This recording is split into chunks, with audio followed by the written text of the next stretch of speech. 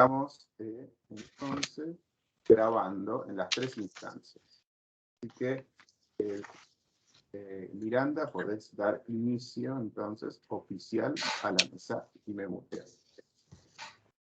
Bueno, buenas tardes. Es un gusto coordinar esta quinta mesa de estas jornadas de Mestre.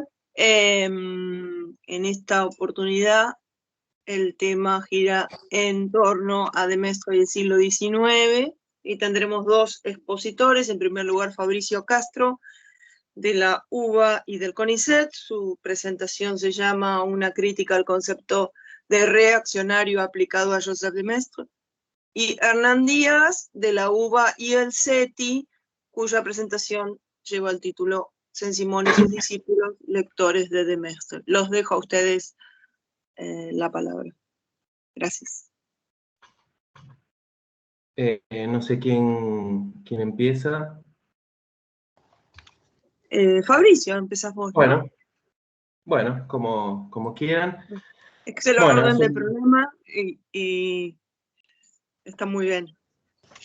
Bueno, en principio nada, muchísimas gracias por invitarme a esta jornada. Estoy muy contento de estar acá.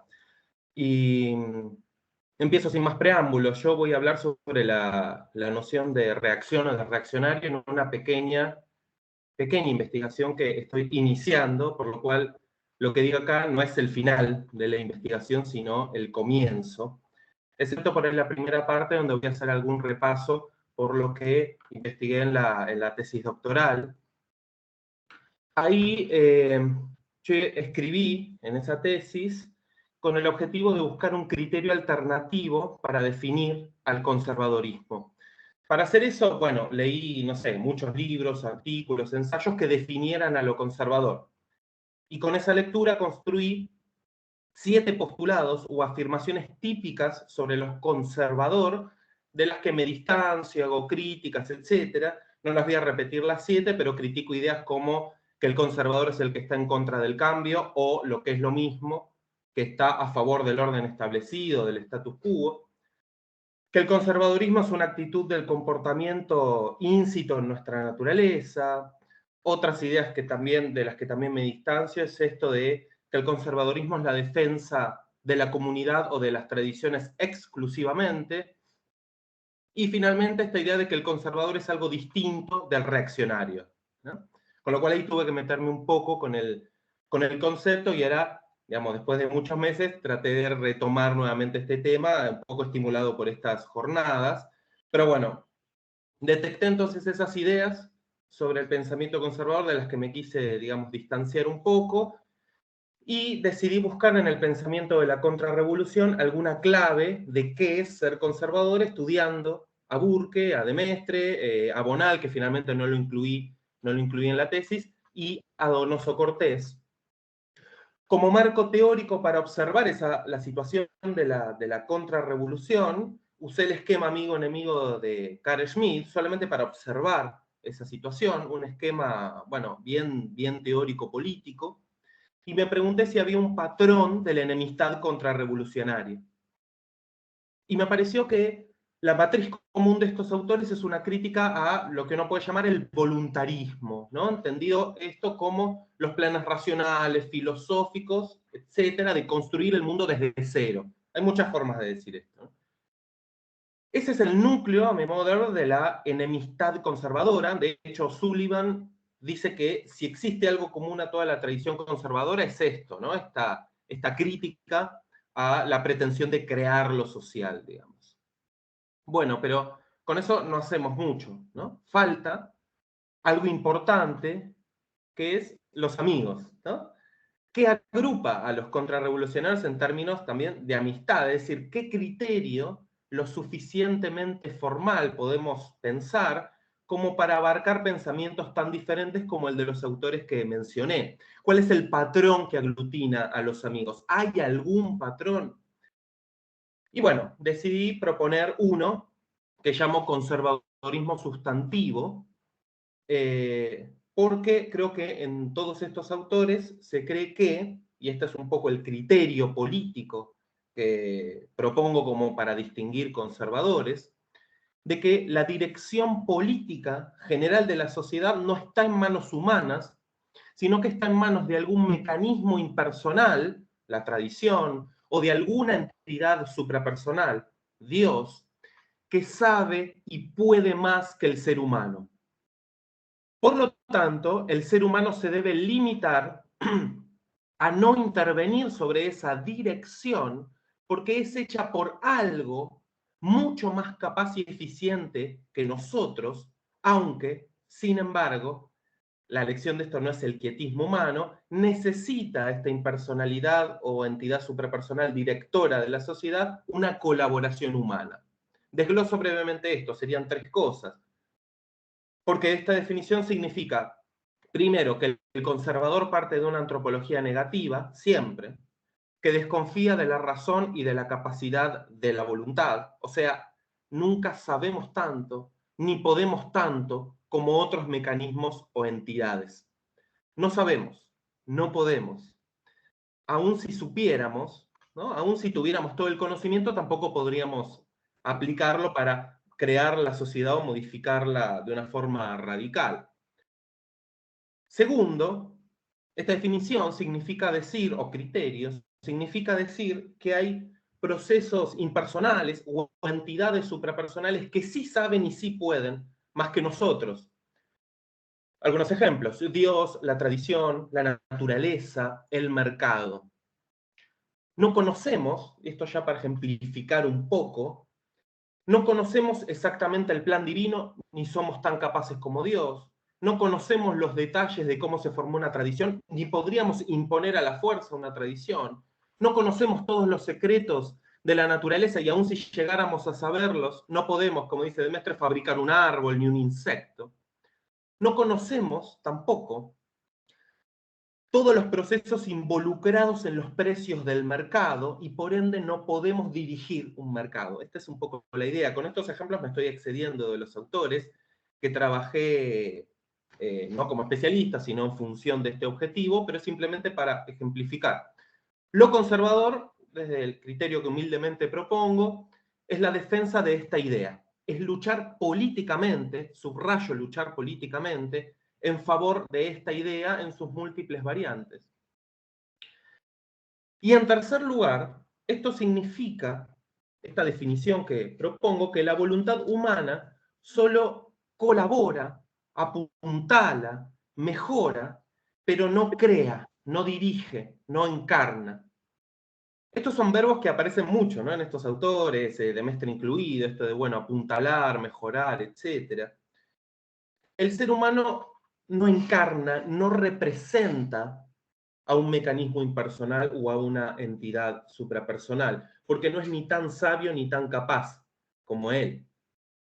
Entonces, para diferenciarlo de otras corrientes, la acción humana no acelera la historia, no actúa para ser más autónoma o más racional, es decir, nunca reemplaza estos procesos ni actúa como si fuera alguno de estos procesos. Por eso, lo conservador no es simplemente una subordinación del ser humano al mundo o algún mecanismo.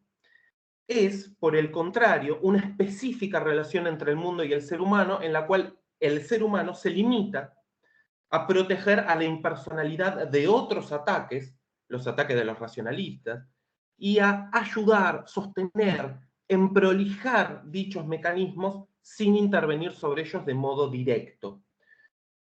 Por eso este criterio me parece que se diferencia de la exaltación irracionalista, digamos, del fascismo, de su unidad en torno al líder. Se diferencia del totalitarismo que, según Lefort, supone una omnisciencia y una omnipotencia humana que se cree capaz de realizar la ley de la historia, etc. Por lo tanto, ser conservador es promover activas políticas para defender la tradición, defender al mercado, defender a Dios, defender a la naturaleza, sin ser el conservador ninguna de estas cosas, sin fusionarse o encarnar estas cosas. Implica una veneración, ¿no?, una humildad, una prudencia para con estos mecanismos. Aclaro que parte de esta elaboración toma, bueno, algunas ideas de Anthony Quinton, Michael Frieden, Carl Schmitt, Y bueno, con esto más o menos explicado el concepto. Secundariamente, hablo de otra noción más liviana de conservador, que es la idea de conservador como adjetivo. Y el conservadurismo como adjetivo también puede ser entendido para ilustrar a cualquier movimiento político o autor que rechaza los cambios. O sea, esa idea del conservadurismo como rechazo al cambio no tendremos que ponerla como núcleo de lo conservador, sino que tenemos que utilizarla como adjetivo para indicar simplemente cualquier grupo político que defiende lo que le gusta, ¿no? Hay una parte de la tesis donde pienso la vinculación entre esas dos cosas, entre el conservadurismo sustantivo y adjetivo, pero lo voy a omitir, porque les explico todo esto para mostrar que tuve que, para trabajar con estos autores, lidiar un poco, aunque sea, con el concepto de reaccionario, ¿no? Para poder, digamos, llevar a de Maistre más hacia el concepto de conservador. Me meto en eso, entonces. Cuando uno revisa los textos contemporáneos que tiene por ahí a mano, o que busca por ahí académicos, ensayísticos, etc., siempre aparece más o menos la misma definición de reaccionario, y en general no aparece justificado, ese uso, ¿no? Por ejemplo, Rodríguez Araujo dice que los reaccionarios son quienes han intentado regresar al reloj de la historia. Gonzalo Díez dice, otro ejemplo, que los reaccionarios son jacobinos en sentido inverso. Quinton habla incluso del inmovilismo reaccionario. Mark Lilla, en La mente naufragada, habla de los nostálgicos, que son los reaccionarios. Otros autores hablan de idealización del pasado. Esto es lo que uno lee cuando hurga, revisa. En fin, cuando uno lee estos textos, se encuentra con distintos modos de decir lo mismo. El reaccionario es inmovilismo, vuelta atrás, romantización del pasado, en combinación con radicalidad política, revolución negativa, jacobinismo inverso, ¿no? Estos dos componentes o grupos de componentes combinados. Por lo tanto, en la literatura que yo pude observar sobre este tema, obviamente ni está agotada, ni muchísimo menos, debe haber seguramente muchas cosas que no encontré, porque hay muy poco sobre esto, implica dos cosas: la idea de vuelta atrás y la idea de violencia revolucionaria, es decir, con la misma intensidad o radicalidad que la violencia revolucionaria. Entonces, vuelta atrás, violencia igual que la revolucionaria. O sea, el reaccionario, se supone para esta literatura, es alguien que en vez de construir un mundo nuevo, quiere reponer uno viejo que no existe. Mi sensación o mi hipótesis es que esta idea está desenganchada de la matriz filosófica que le da sentido. Quiero decir, esta definición solo es posible bajo ciertos supuestos, no bajo todos los supuestos. Y eso en general los autores o quienes escriben en este sentido no lo asumen o no lo aclaran. Bueno, el texto clave en esto que yo encontré, que me parece como el más importante que conozco, es el de, insisto con que esta investigación está iniciando, es el de Starobinsky, el de Acción y Reacción, Historia de una pareja, que rastrea la historia conceptual del término. Y yo lo usé de modo muy operativo, es un libro muy grande, y a partir de eso, extrayendo algunas definiciones y haciendo algún trabajo más, les quería proponer 4 nociones del concepto, donde solo la última va, digamos, al punto y al argumento concreto. En primer lugar, lo que podríamos llamar una definición coloquial, ¿no? Que por ahí es más de uso público, o que a veces aparecen textos que no apuntan a derechas, etc.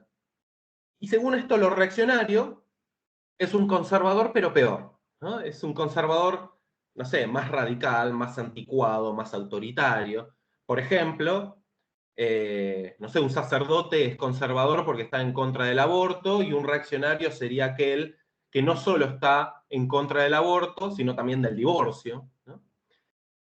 Y si me permiten, lo voy a ir expresando con formulitas, pero porque es lindo nada más. Esta sería la primera definición o la primera formulita. Aparte uno lo hace sentir científico. Sería esa la primera definición. Pero claro, el problema de esta definición es que no aclara, no le da especificidad al concepto. De hecho, lo hace depender del concepto de lo conservador. Y hasta que no se define qué es un conservador, no se puede saber qué es un reaccionario. Es, a fin de cuentas, un subtipo de conservador. Hay otras definiciones que aparecen ahí en el texto de Starobinsky. Hay que hacer cierto esfuerzo interpretativo para extraerlas, porque bueno, en ese texto hay como 300 páginas de la idea de reacción en la biología, la medicina, la química, la física, que son aburridísimas, por lo menos para mí, y traté de usar las que son más útiles para pensar lo social. La segunda es la definición que podríamos llamar literal, que es muy usada, más aséptica, más neutra, que simplemente dice el reaccionario reacciona contra algo o alguien, sea quien sea, de izquierda, de derecha, etc. Es reaccionar contra algo o alguien. Tiene cierto carácter actitudinal, ¿no? Reaccionar contra algo, tener la actitud de reaccionar contra algo, y es también contiene un sentido acumulativo, porque toda acción genera una reacción que a su vez desata otra dupla de acciones y de reacciones. Esta sería la segunda formulita mentirosa. Me van a permitir ahí eso. Suena muy científico realmente, pero bueno, nada, es simplemente acotarlo como para ilustrarlo un poco. No quiero pecar como de cientificista. El problema con esto es que no justifica por qué llamamos reaccionarios a los reaccionarios. ¿Por qué no serían los revolucionarios los reaccionarios? Siendo que los revolucionarios también reaccionan contra el antiguo régimen. Todos reaccionamos contra algo.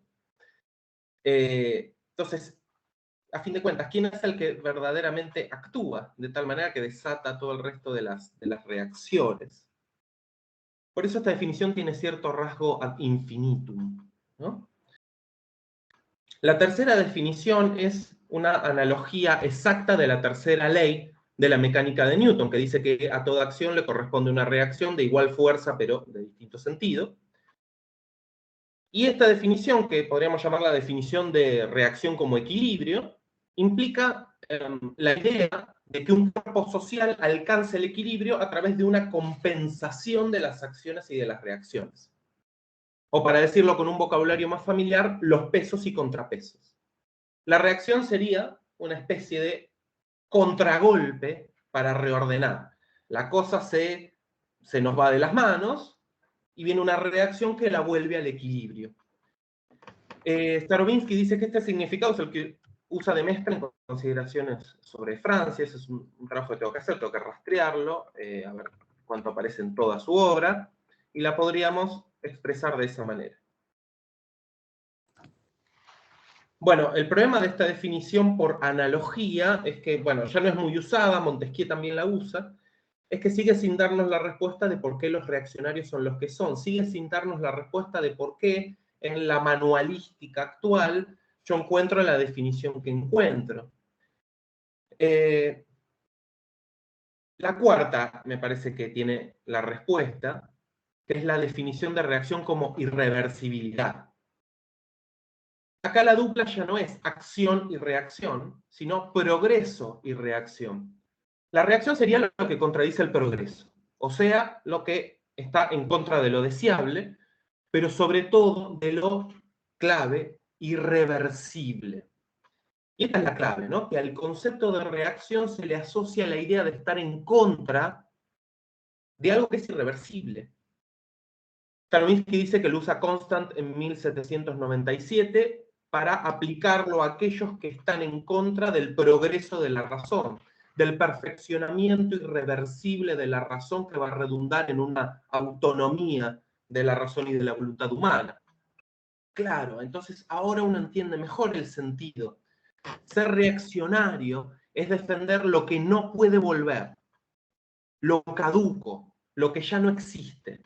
Ser reaccionario es ser un tonto, porque es querer que vuelva algo que no va a volver.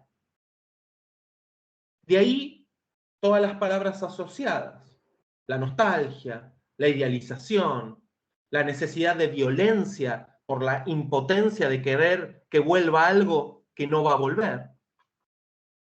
Este es el sentido que uno lee en los trabajos contemporáneos. Pero implica algunos problemas en su uso, creo, porque lleva implícita una filosofía de la historia, una filosofía del progreso que deja atrás lo que reemplaza. El investigador que la usa, queriendo o no, presupone un sentido único de la historia que le permite señalar a los que van adelante y a los que van atrás. Además, se usa para estudiar autores con una filosofía, ¿no?, que esos autores repudiaron. Y en tercer lugar, no aplica, me parece a mí, para el padre del reaccionarismo, Joseph de Maistre. Recuerden, ¿no?, que habíamos dado dos definiciones que uno observaba en los textos que tiene por ahí a mano. El reaccionario quiere volver atrás y quiere aplicar una violencia igual a la revolucionaria. Vimos cómo esto corresponde a un marco de la filosofía del progreso ya, aunque los autores no lo digan o por ahí a veces no lo asuman. ¿Y por qué esto no aplica a de Maistre? Y con eso voy a terminar la exposición. Me falta la última, digamos, la última formulita. Bueno, ahí va.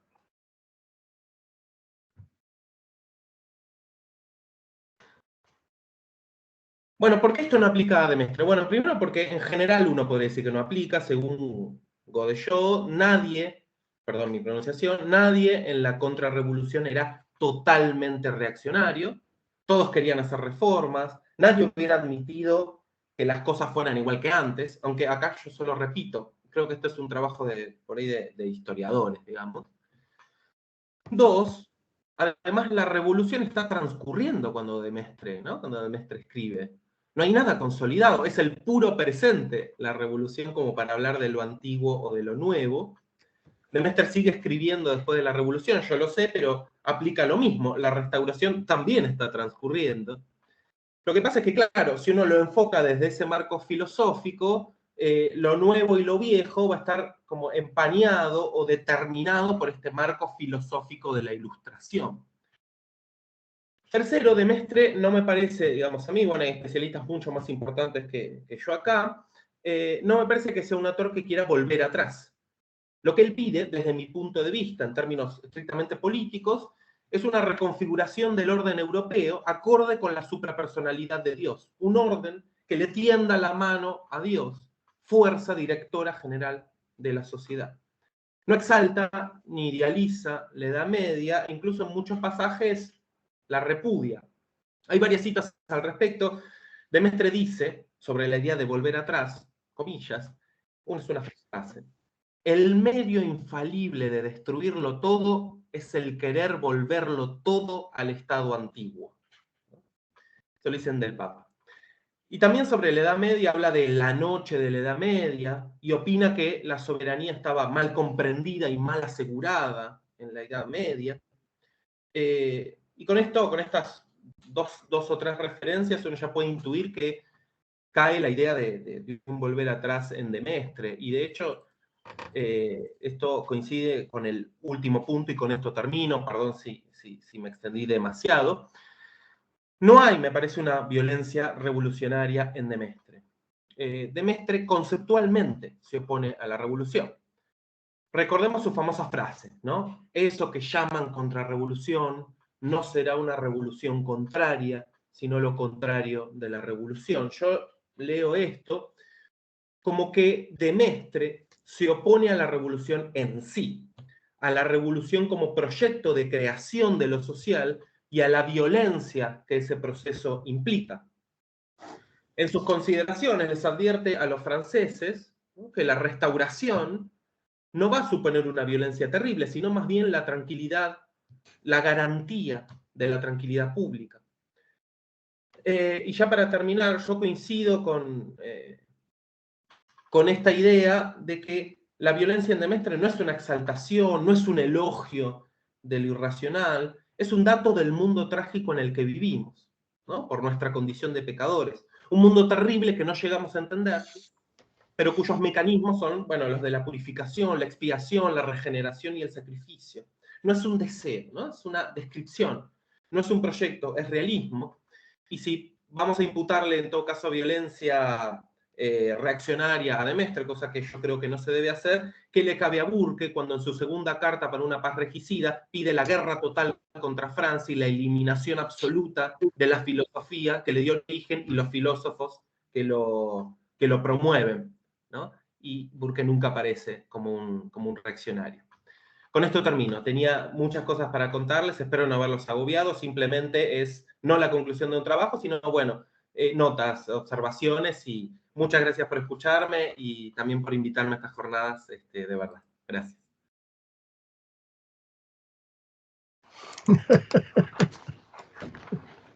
Muy bueno, Fabricio, muy interesante. Para abrir discusión está buenísimo. Hernán, Bueno, la palabra. ¿Hacemos el diálogo después? ¿Les parece o...? Está bien.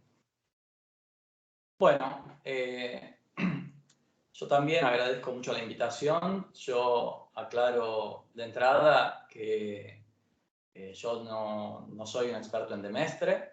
Estuve trabajando durante muchos años en San Simón y los sansimonianos y, bueno, publiqué hace un año atrás un libro de Saint Simon a Marx, Los orígenes del socialismo en Francia.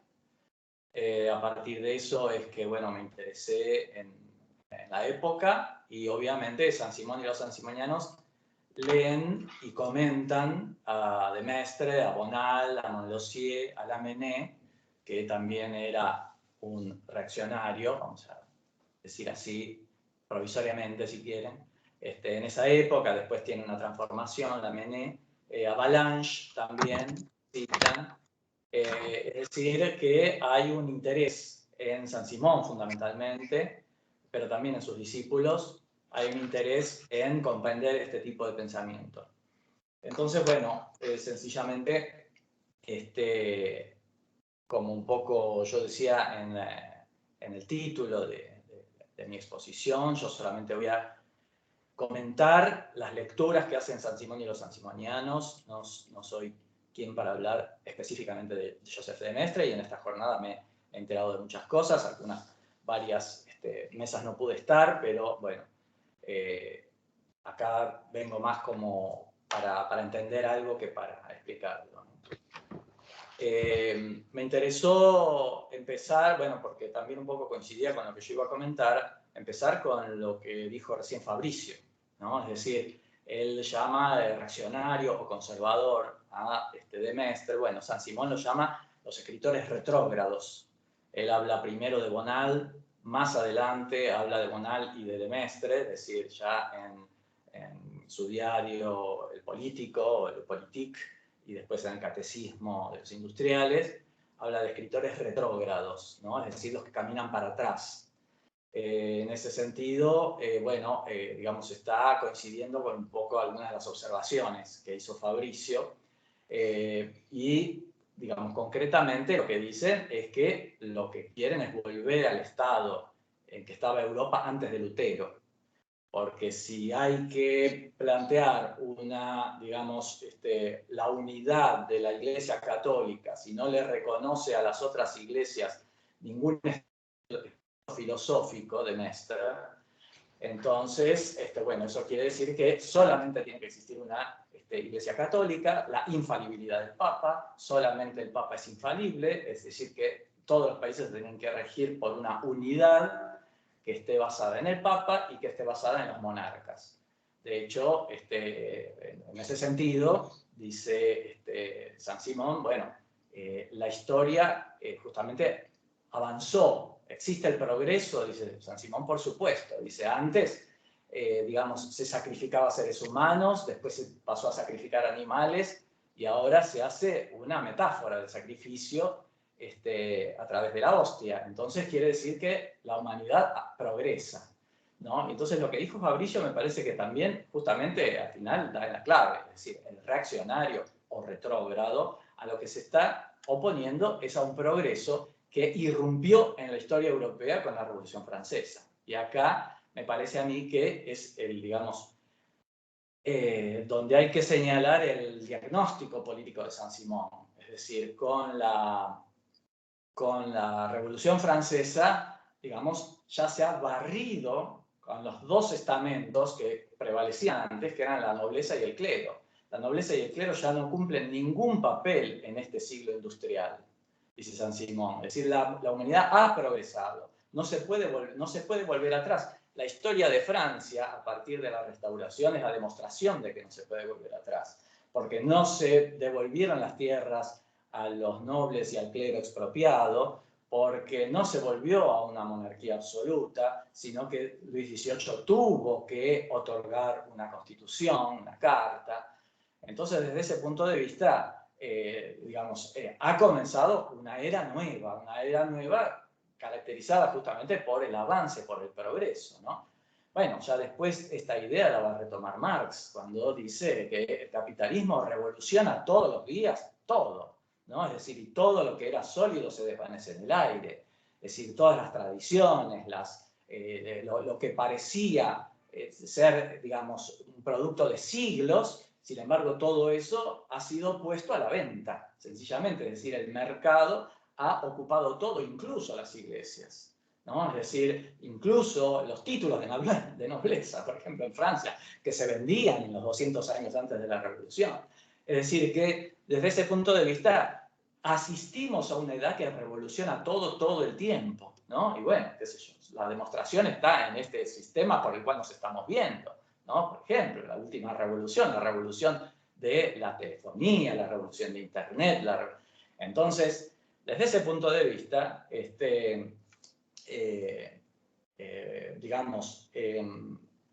Saint-Simon diagnostica, es imposible volver a la época donde la nobleza y el clero tenían un papel en la historia de las naciones.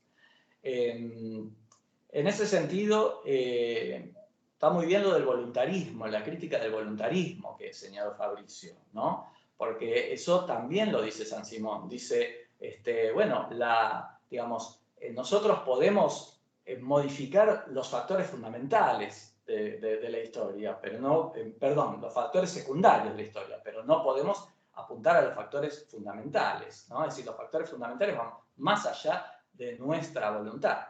Sin embargo, no podemos, ni de Mestre ni Saint-Simon son inmovilistas. Es decir, en definitiva, siempre hay que hacer algo. Es decir, Luis XVIII otorga esa constitución y va Joseph de Maistre y le dice, no tenés que hacer una constitución porque eso es un cambio, ¿no?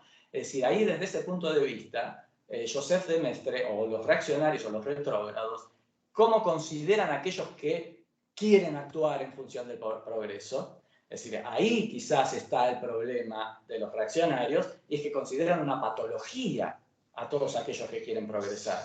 Y a partir de ahí es que empieza a hablar de los virus, los gérmenes, las invasiones, ¿verdad? Entonces ahí hay un tema con los reaccionarios o con los retrógrados.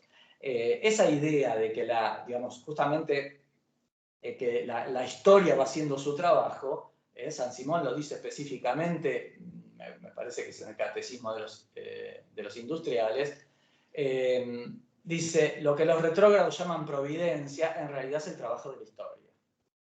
Es decir, la providencia, es decir, ¿por qué va hacia donde va la historia? Bueno, ellos lo llaman providencia, no, es el trabajo de los hombres, el trabajo de todos los hombres, ¿verdad? Entonces, Federico Engels va a repetir la misma idea en 1870 y pico, creo que en el Anti-Düring, es decir, donde dice, bueno, la historia y sobre todo la economía es el producto de miles y de millones de personas que están actuando todos los días y haciendo cosas, ¿no? Es decir, no es que, esa idea del liderazgo que a veces nosotros tenemos. Desde ese punto de vista,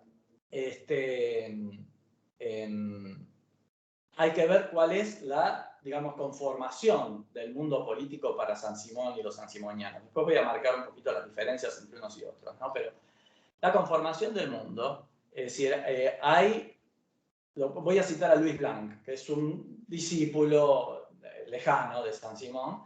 Louis Blanc decía al comienzo de la historia de la Revolución Francesa, decía, hay solo 3 principios que, organizan el mundo, que organizan a las naciones. Uno es el principio de autoridad. El principio de autoridad donde las cosas vienen de arriba para abajo, donde hay un rey, donde las cosas están determinadas por el poder. Eso, así fue el mundo hasta la Revolución Francesa, y quizás hasta antes también. Un segundo principio es el principio individualista. El principio individualista es el principio que rige desde la Revolución Francesa. Entonces, ese principio lleva a la anarquía, lleva digamos, a la pobreza de las mayorías nacionales.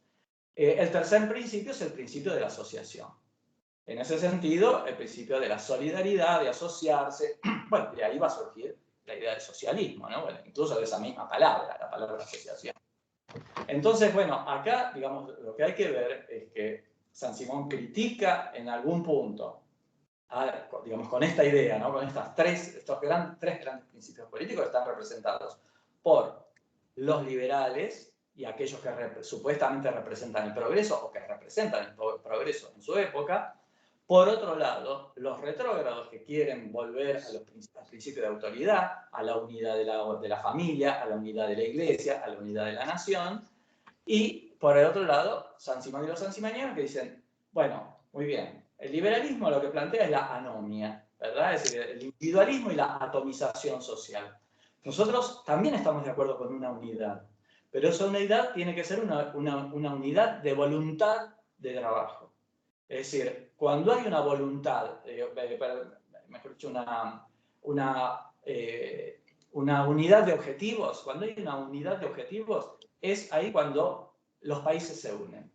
La unidad de objetivos del mundo en este momento tiene que ser la industria. Todo por la industria, todo para la industria. Es decir, la industria es la creación de objetos útiles, de cosas útiles para los hombres. Entonces, por ejemplo, en las cruzadas hubo una unidad de objetivos de Europa. Y Europa prácticamente se constituye porque dice, bueno, vamos a hacer una cosa, vamos a recuperar, digamos, los países sagrados o las zonas sagradas. Entonces hubo una unidad de objetivos. Ahora, en la unidad de objetivos de Europa en este siglo XIX no puede ser una guerra de religión, una guerra contra, o, por ejemplo, ir a ocupar países para proveerse de materias primas ni nada por el estilo, sino que la unidad tiene que ser la unidad del trabajo. Entonces, en ese sentido, digamos, ¿qué es lo que dicen? Estos escritores retrógrados tienen dos partes en sus planteamientos. La primera parte, le han tratado de proveer a Europa de una unidad sistemática, así lo llaman, una unidad sistemática. Es decir, que tenga un sistema unitario y que tengan un objetivo común. La segunda parte es retrógrada, es decir, han querido que esa unidad sea la misma unidad que tenía antes de Lutero. Y en ese sentido son retrógrados. Es decir, hacen bien en plantear esta unidad, pero es absolutamente utópica, vamos a decir, en ese sentido, es absolutamente utópico volver para atrás y efectivamente el mundo no volvió hacia atrás, no volvió a la monarquía constitucional, absoluta, sino que al revés, se asentó en la monarquía constitucional y posteriormente en el republicanismo y en las democracias de sufragio, etcétera, etcétera. Entonces, me parece que los discípulos de Saint-Simon, digamos, este es un poco el planteo de Saint-Simon, ¿no? Es decir, señalar dos aspectos de los escritores retrógrados. Los discípulos de Saint-Simon, sobre todo en la exposición de la doctrina, que es una serie de conferencias que se dieron en 1829 y 1830, que se recogieron en un libro, que es, digamos, posiblemente uno de los libros más importantes para el socialismo del siglo XIX, y ahí, digamos que la exaltación de ese aspecto de la unidad que planteaban los retrógrados está mucho más presente. Es decir, ellos exaltan más, hacen más insistencia. O sea, ya está en Saint-Simon esa idea de, bueno, ellos proponen la unidad, está muy bien, pero en realidad esa unidad la plantean con un molde viejo, con un esquema viejo.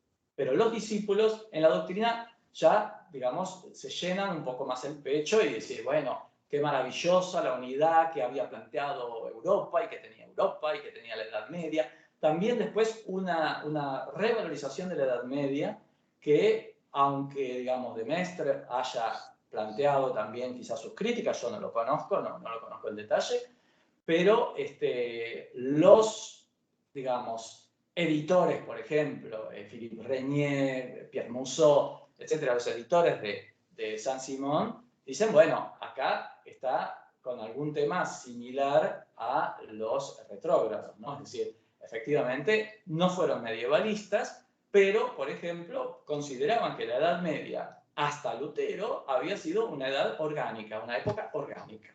Es decir, y a partir de Lutero empezaba una edad crítica, una época crítica para Europa. Es decir, la edad orgánica es donde todas las fuerzas sociales confluyen y tienen claro su objetivo social. Entonces decía que a partir de la reforma de la Iglesia, de la liberación de las comunas, se vive en Europa una época que es comparativamente superior, en cierta manera, a la época del mercado, del crecimiento del capitalismo y de la erupción de la Revolución Francesa. No deja de haber algunas contradicciones en el planteo de los sansimonianos, ¿no? Es decir, si la Revolución Francesa cortó definitivamente un periodo, no sé, digamos, bueno, hay una serie de cosas que no se entienden, es decir, seguimos en ese periodo, entonces en ese periodo crítico, no empieza un periodo orgánico del capitalismo, no hay un crecimiento, vamos a hablar en forma marxista, de las fuerzas productivas o de la industria, como diría Saint-Simon, a partir del capitalismo o del régimen del capital. Bueno, hay una serie de contradicciones que obviamente, entre otras cosas, hicieron estallar al sansimonismo y repartirse en un montón de escuelas y terminar finalmente en escuelas, en grupos tanto reaccionarios, se podría decir, es decir, con Napoleón III, etcétera, como en el socialismo de Marx también, que claramente sigue algunos de estos lineamientos. Entonces, yo lo que creo es que efectivamente en esta lectura de los retrógrados hay algunas coincidencias. Las coincidencias surgen porque los dos se oponen a algunos aspectos de digamos, del régimen liberal, del régimen del capital.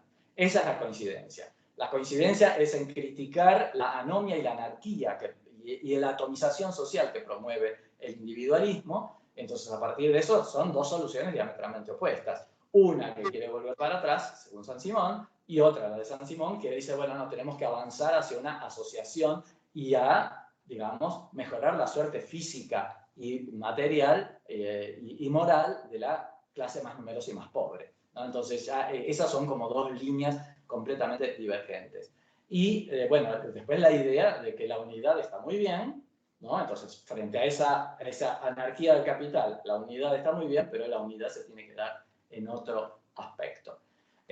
Bueno, yo eso es lo único que puedo aportar, así que bueno, nada más, agradezco de nuevo, muchas gracias por invitarme y bueno, nada más, gracias.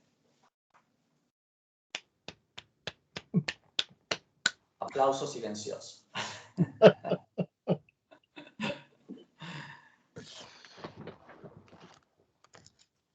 Bueno, pasamos a la instancia de preguntas, diálogo. No sé si alguien quiere abrir el fuego, si no, me animo.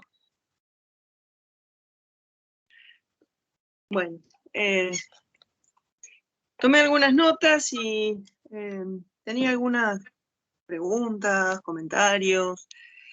Un poco, una para los dos, en contraste, ¿no? Porque son dos miradas bastante diferentes en algún sentido, porque los sansimonianos lo están mirando desde un cierto lugar, ¿no? Ahora, pensando a partir de la intervención de Hernán, y cotejándola con la de Fabricio, ¿no? Me preguntaba si, volviendo a Demestre, si ahí está el problema o no de la doble revolución, ¿no? Porque en el caso de los sansimonianos está muy claro que la revolución no es simplemente la Revolución Francesa, es también la Revolución Industrial. En el caso de Mestre, la revolución industrial es parte de sus preocupaciones en términos económicos, el impacto económico social, las transformaciones en las relaciones de producción, etcétera, etcétera, porque me da la sensación de que él mira más el plano estrictamente político. Pero te lo pregunto para que, nada, porque me dejó, la intervención de Hernán me hizo pensar este tema, porque es mucho más claro la vena económico-social en el caso de Saint-Simon, y al final, bueno, no sé hasta qué punto no impacta en esto también la matriz aristocrática del propio de Mestre, ¿no? Pero bueno, nada, dejo acá y después seguimos.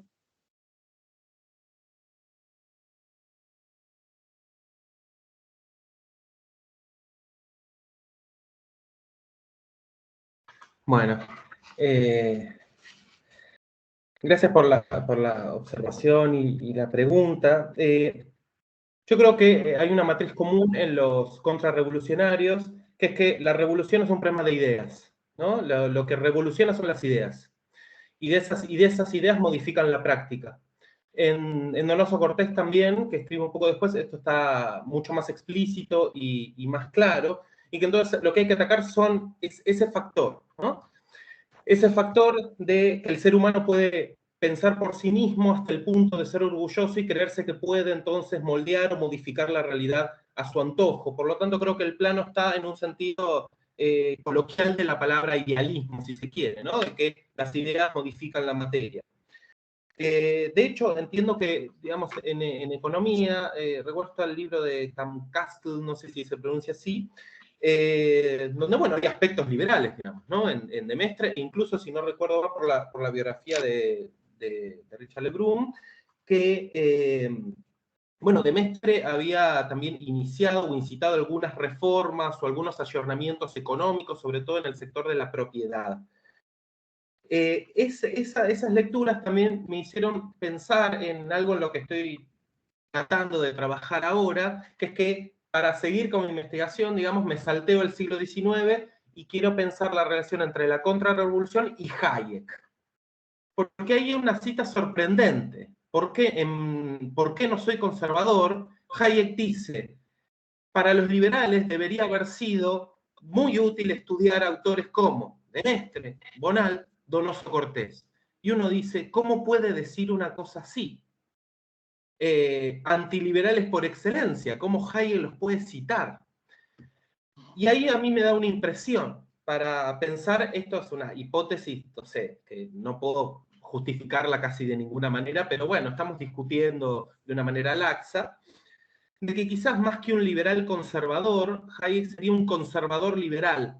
La distinción no es ociosa porque implicaría decir que Hayek es un conservador de tipo liberal, dentro de los tipos de conservadorismo que uno podría nombrar, conservador tradicionalista, conservador, no sé, lo que ustedes quieran, porque más que los principios del liberalismo en sí, mi impresión, quizá, tal vez, es que en Hayek la primacía es por los órdenes espontáneos.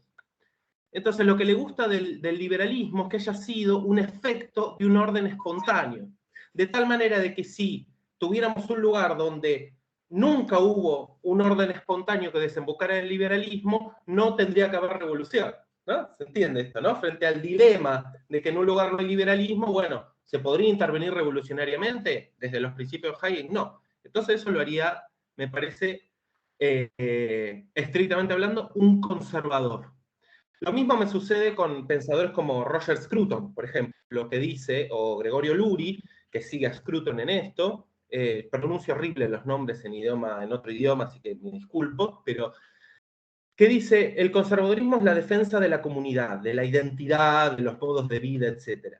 Ahora bien, ¿realmente el conservadurismo es la defensa de los modos de vida tradicionales? ¿O en realidad lo que estás defendiendo es cómo se crearon esos principios tradicionales? ¿No está en realidad el núcleo del conservadurismo por detrás de ese efecto cultural o de costumbres?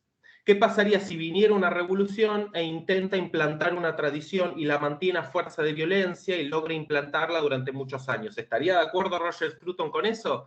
Yo supongo que no. Por lo tanto, más que el contenido directo de la tradición, creo que lo que los conservadores están mirando es quién es el responsable de lograr eso. Y para mí, el responsable de lograr eso para un conservador son mecanismos impersonales, la tradición. La tradición debe defenderse no porque es la tradición en sí, sino porque fue creada por ciertos procesos no conducidos, inventados ni dirigidos por nadie. Eso. Gracias.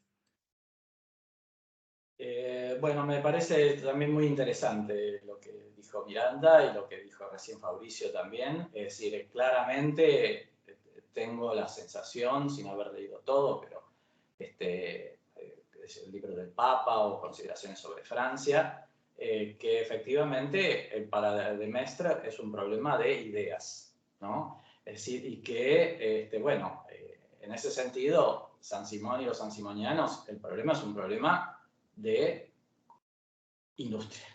Es decir, lo nuevo que trajo la Revolución Francesa es el predominio de la industria por sobre los ociosos, que son los nobles y los curas, ¿no? Es decir, por eso tenemos ahora un siglo industrial. En ese sentido, él entiende el nuevo problema, digamos, el nuevo panorama europeo a partir de las fuerzas sociales que están operando en todo nivel, también en el nivel de las ideas. Por eso el último acto de su vida de San Simón es de crear un nuevo cristianismo, ¿no? Es decir, en ese sentido también está pensando en las ideas, pero no está pensando que hay que construir una nueva religión. Está pensando que la nueva sociedad, que va a estar en el futuro, por eso en ese sentido yo a veces hablo del capitalismo utópico que tiene, ¿no? San Simón, porque cree en la propiedad privada, pero tiene un proyecto, digamos, futuro específico.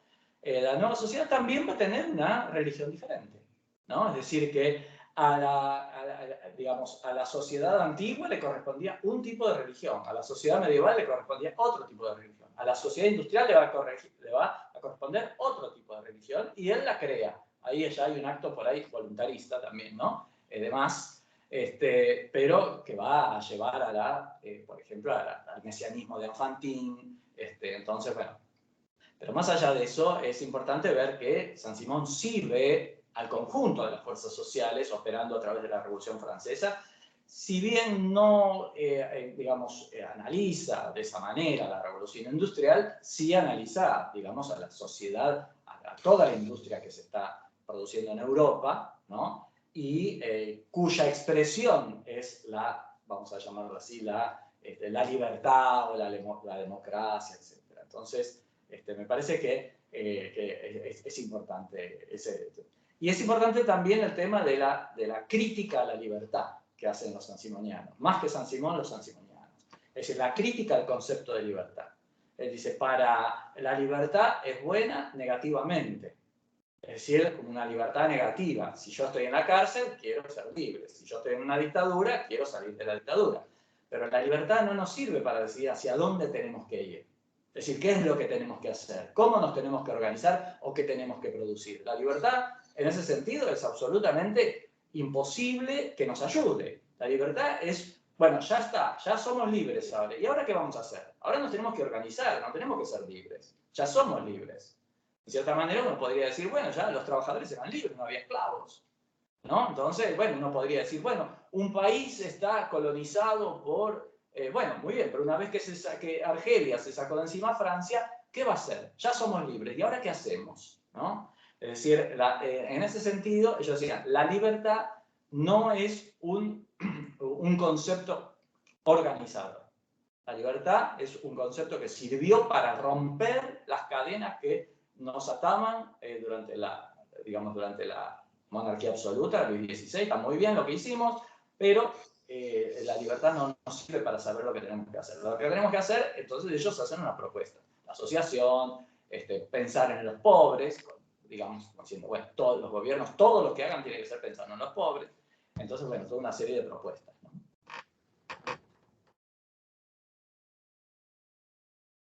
Gracias por las respuestas que amplían un montón y aclaran.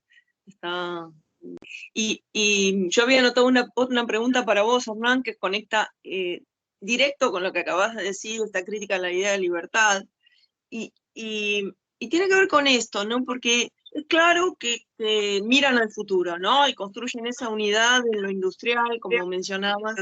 Ahora, si uno le suma la crítica a la libertad, que en ese punto no aportaría, ¿no? La pregunta sería, si no están, de algún modo, construyendo una nueva forma de sacralización, ¿no? Y no están eludiendo el conflicto social, ¿no? Y si esto no expresa, de algún modo, el temor a la misma revolución, o a la propia idea de que pueda suceder una nueva revolución, ¿no? Porque si el objetivo es construir una unidad para que no haya conflicto social y revolución, ¿o entiendo mal? No, sí, son antirrevolucionarios. Es decir, es más, San Simón está claramente en contra del periodo jacobino de la revolución, diciendo, allá han visto que si los más pobres toman el gobierno, como supuestamente para él fue la época de Robespierre, se produce una anarquía terrible, y entonces desde ese punto de vista no queremos una revolución, queremos una evolución pacífica, ¿no? Acerca de la idea de futuro que vos decís, me llama mucho la atención porque todos los contemporáneos y los seguidores de San Simón siempre repetían, es el que dijo que la edad de oro no está en el pasado del hombre, sino que está en el futuro. Y siempre repetían eso, y yo decía, bueno, qué sé yo, es una frase. Hasta que me di cuenta, digamos, el corte que significaba esa frase frente a todo el resto de ideologías políticas. Porque decir la edad de oro no está en el pasado, sino en el porvenir, implica, es el primer proyecto político que hay. Es decir, son los primeros que dicen, hay que ir hacia allá, hay que ir hacia un determinado lugar, ¿no? Esta es nuestra propuesta, esto es nuestro voluntarismo, si lo queremos de alguna manera, ¿no? Es decir, entonces, esa frase, ¿vieron esas cosas que a uno le pasa con esos clics en la investigación? Una frase que escuchás, sí, claro, sí, hasta que un día te das cuenta, no, esa frase es fundamental para su época. Claro, hoy en día todo el mundo tiene un proyecto y se habla de la utopía y de no sé qué más. Bueno, él decía, bueno, la edad de oro no está en el pasado. La edad de oro la tenemos que construir y es el primero que tiene un proyecto, digamos, explícito, ¿no? Por supuesto que en cualquier planteo hay un proyecto, pero un proyecto explícito. Entonces esa cosa del futuro, y no sé si sacralizar, ellos lo sacralizaron. Es decir, finalmente sacralizaron su movimiento. Hicieron una religión sansimoniana que, bueno, era una religión bastante democrática, ¿no? A pesar de lo que se decía, que eran autoritarios y racionalistas, no sé qué, pero para mí era una religión que escondía el hecho de ser un partido político, ¿no? Incluso hay un artículo en The Globe de 1831, por supuesto ya estaba muerto San Simón, donde creo que Jean-Jacques Roux, no me acuerdo exactamente quién, bueno, no me acuerdo ahora el nombre, escribe un artículo que se llama El Partido Político de los Trabajadores. Y dice, somos el partido político de los trabajadores. Así que fíjense la proyección que tiene eso. Ahora, partido político le llamaban otra cosa, le llamaban una religión. Y trabajadores le llamaban a todo, incluso a los dueños de empresas. No, pero con todas esas, digamos, consideraciones, obviamente ahí estaban planteando una idea muy a largo plazo, ¿no? Así que bueno. Gracias, Hernán. No sé si hay más preguntas en la sala. Dale, Mariano. Bueno, me escuchan, ¿verdad? Bueno, primero que nada, excelentes las exposiciones. Estaba muy, muy interesado acá con mi café y mi botellita de agua, escuchando todo. Fabuloso, súper interesante. Yo les quería hacer un par de preguntas por cómo opera en todos estos planteos la dupla romántica del orgánico y lo mecánico, porque la sensación que yo tengo es que hay como una operación un poco doble en ese sentido, porque en realidad, por ejemplo, propio de Mestre, bueno, tiene todos esos textos, ahí puse el link a la reseña en JSTOR del texto de Cara Castle que mencionó Fabricio. Es un texto que se puede bajar, al menos la tesis. Y entonces aparentemente en muchos de estos conservadores hay como una confianza muy grande en una especie de devenir orgánico de la naturaleza, ¿no? Entonces, lo cual uno dice, bueno, ¿cómo es esta organicidad? Entonces, ¿no? Me parece como un poco el concepto como más problemático, ¿no? Justamente la organicidad. Que es lo mismo que ocurre en Hayek, ¿no? Porque la idea de catalaxia, ¿no? En Hayek, esta idea del sistema que se autoorganiza, parece casi, les diría, está como contaminada de de una teoría del progreso sumamente metafísica, ¿no? De hecho, Hayek distingue claramente entre una sociedad tribal y una sociedad avanzada, piensa que eso se autoorganiza y hay una clave casi darwinista ahí. Entonces, me interesa por ahí si podrían decirme algo sobre, por un lado, porque yo lo diría de esta forma, en general a los conservadores se les imputa cierta prudencia, ¿no? Entonces hay como un consenso en términos de, bueno, son antimetafísicos, son prudentes, van a los fenómenos, pero muchas veces uno rasca en este núcleo conservador y termina encontrándose con la famosa categoría de lo orgánico, que es una categoría finalmente muy romántica. Es decir, la categoría del orgánico es que digamos, vos agarrás un pequeño fragmento del devenir y en ese fragmento está contenido el todo, quiero decir, ¿no? Entonces hay una especie de armonía que justamente no es mecánica. De hecho, incluso si uno quisiera aplicar digamos, la distinción entre orgánico y mecánico a la teoría de Hayek, finalmente los mecánicos serían aquellos que obstaculizan paradójicamente el mecanismo del mercado, ¿no? En el sentido de que quieren meter digamos, una pequeña, digamos, arenilla en ese mecanismo, en los rouages, ¿no? En los engranajes de ese mecanismo del sistema. Y mira, finalmente los orgánicos serían los que apuestan al orden espontáneo de la catalaxia del mercado. Entonces, es como interesante ver cómo lo orgánico y lo mecánico terminan funcionando en esta constelación conservadora y me parece interesante para pensar sobre todo las relaciones o no con el romanticismo. Me callo acá, pero podríamos seguir. No sé qué opinan Hernán y qué opinan Fabricio.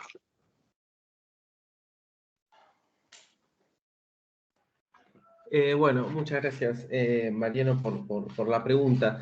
Michael Frieden, en un texto muy chiquitito que se llama Introducción a las Ideologías, dice que una de las características del pensamiento conservador es defender los cambios orgánicos, los cambios naturales. Es decir, cuando dice eso, dice graduales, evolutivos, lentos, pausados, etc. Yo creo que esa idea no es totalmente falsa, pero yo haría una observación a esa idea, que es que no necesariamente defienden cambios lentos, graduales, orgánicos, sino que, digo, Dios hace milagros también, ¿no? Y esos son cambios abruptos, inesperados.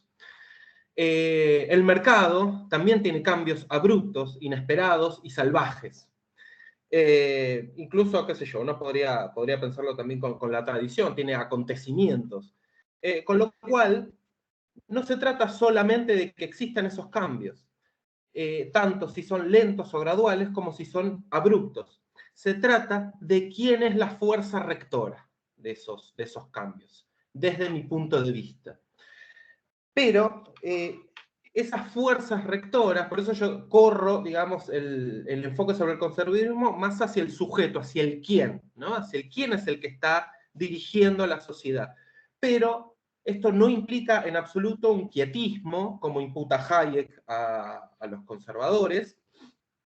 Digo, a fin de cuentas uno le podría decir a Hayek, bueno, ahora que más o menos tu modelo está realizado, no serías quietista, digamos, ¿no? Ahí tiene una idea del conservadurismo completamente adjetiva, ¿no? Que la utiliza para, bueno, lo que no le gusta, ¿no? Las cosas que no le gustan a Hayek son quietistas y las cosas que... Bueno.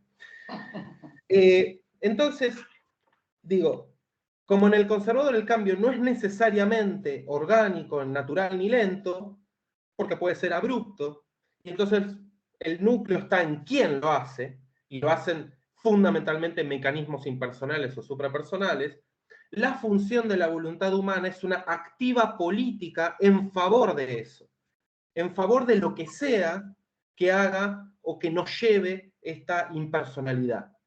Esta impersonalidad que por la voluntad humana nunca es encarnada o representada, uno nunca se disfraza de Dios y es como Dios, ¿no? Uno nunca se disfraza de la naturaleza y es como la naturaleza, y entonces en nombre de la naturaleza crea un bosque.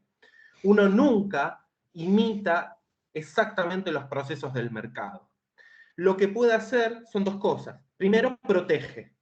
¿Protege de qué? De los que no entienden esto, ¿no? Lo protegen de los racionalistas, lo protegen de los metafísicos, los protegen de los filósofos.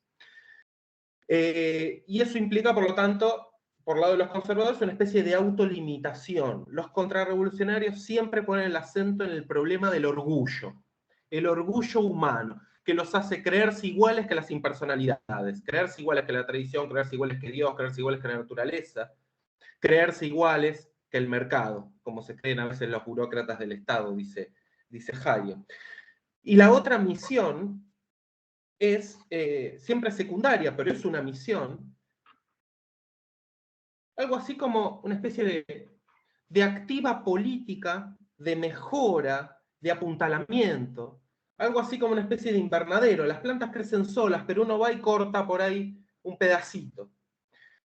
Y otra característica, además, es que esta centralidad que yo pongo en el quién, en el pensamiento conservador, no implica la mera subordinación a un proceso trascendente. No es eso solo el conservadurismo, la subsunción del ser humano en un proceso trascendente.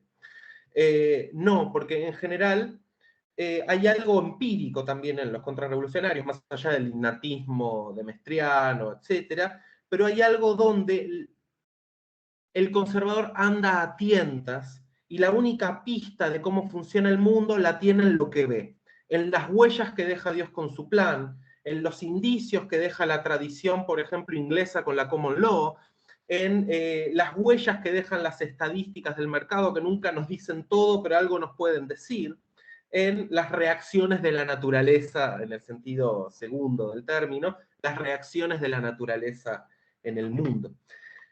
Con lo cual hay una fortísima política humana. Y una última cosa, cuando ese proceso está en peligro porque viene una revolución, digo, el conservador también, digo, el conservador puede tener un orden que le gusta, ¿no? Entonces sería un conservador conservador. Pero ¿qué pasa si ese orden conservador conservador es atacado por una revolución francesa, por ejemplo? ¿Qué pasa ahí? Porque algunos dicen el conservador es el que está en contra del cambio. Bueno, pero ahora vino una revolución francesa, entonces no debería estar un par de años después, ¿no?, en contra de otros cambios que puedan venir después. No. Cuando viene el ataque de los metafísicos, de los voluntaristas, de los racionalistas, como queramos llamarlo, no es que el conservador, de Mestre incluido, quiera volver atrás, sino lo que quiere es devolverle a la impersonalidad o a la suprapersonalidad lo que es suyo. Es una función de restitución, de que ese desvío en el camino que supuso la revolución sea corregido. Es una corrección la violencia conservadora. No es un regreso, es una restitución, digamos, de ese camino. Esas tres funciones son, me parece, las funciones que aparecen en la voluntad humana para un conservador, pero en términos concretos la respuesta sería, digamos, no necesariamente me parece a mí un conservador está totalmente casado con un cambio lento, gradual y orgánico, si es que por orgánico entendemos esto, sino que en realidad acepta cambios abruptos que de hecho existen. Y con respecto al romanticismo, bueno, yo ahí me hice el vivo en la tesis porque como usé el marco teórico de Carl Schmitt y de Amigo Enemigo, me permití colgarme del texto Romanticismo Político, donde él descarta a los románticos para pensar lo político. No digo que esté bien, simplemente fue una decisión de tesis para poder recortar un objeto. Eso nada más, gracias. Bueno, yo lo único que puedo decir es que lo orgánico en Saint-Simon viene de la biología, viene de la fisiología. De hecho, su sistema es llamado la fisiología social al principio. Él toma, dice que tiene que haber una ciencia del hombre que tome como modelo las ciencias de la naturaleza que ya están desarrolladas, las ciencias del hombre no, estudia fisiología y hace todo un desarrollo sobre eso. Entonces, cuando habla él de épocas orgánicas, lo que está pensando es que esas épocas se constituyen como si fuera un órgano del cuerpo humano, ¿no? Es decir, de una manera que funciona coherentemente con el resto de las, digamos, de las otras funciones de la sociedad, ¿no? Entonces, lo orgánico es opuesto por él a lo crítico, ¿no? Es decir, lo crítico es cuando se pierde la organicidad. Sobre las relaciones con el romanticismo, ahí coincido con Fabricio. Yo no veo en esta generación muchos vínculos con el romanticismo. Digamos, bueno, no sé, hay ahora un libro que sacó, 3 libros que sacó Horacio Tarcus, que se llama, que insiste sobre la idea del socialismo romántico, hablando justamente de las ideas socialistas en Argentina o en el Río de la Plata y provenientes de estos socialistas originarios.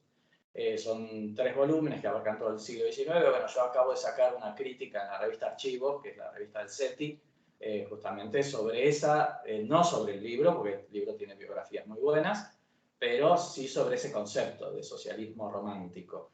El romanticismo para mí, digamos, influye posteriormente al año 30, después de la Revolución del año 30, y digamos se conecta más con un liberalismo de izquierda que con los grupos socialistas.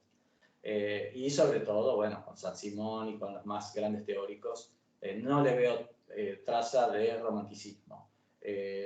Más allá de que el romanticismo no es estrictamente una filosofía, ¿no? Sino que es como un aire de época, una corriente estética, una reacción social, quizás de una cierta juventud burguesa contra el estado de cosas. Yo lo veo más por ese lado que como una filosofía política, ¿no? Es decir, entonces no me parece que se aplique por lo menos a la mayor parte de los socialistas originarios. Sí, quizás, por ejemplo, a Pierre Leroux. Pierre Leroux tiene algunos aspectos de romanticismo, quizás también Georges Sand y algunos otros, pero justamente son los más vinculados al individualismo, al liberalismo, a la literatura, ¿no? A otros aspectos. Es lo único que podría yo decir sobre lo que comentás.